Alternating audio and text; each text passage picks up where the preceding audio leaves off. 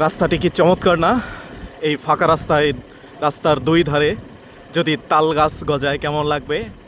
হ্যাঁ, সেই কাজটি করছে মাদারগঞ্জ উপজেলার তালগাছ রোপণ আন্দোলনের সদস্যরা। নতুন এই রাস্তার দুই পাশে তালবীজ বপন করে দিচ্ছে একদল কিশোর তরুণ যুবক ভাইয়েরা। ভাই কি গাড়ি থেকে নামে গাছ লাগাইতেছে? মাশাআল্লাহ মাশাআল্লাহ, ধন্যবাদ। ভাইয়ের বাড়ি কোন এলাকায়? খাসিমারা বাড়ি, মাদারগঞ্জের মধ্যে না? মেলান্দা, আমরা তো মেলান্দা থেকে আসছি।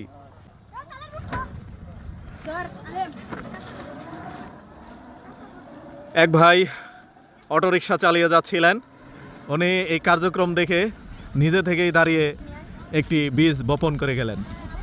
আপনার চাকরি, সংসার, ব্যবসা বাণিজ্য, পারিবারিক দায় দায়িত্ব পালন করার পর একটু সময় যদি দেশের জন্যে, সমাজের জন্যে, মানুষের জন্যে বের করেন, তাহলে অবশ্যই আত্মতৃপ্তি পাবেন।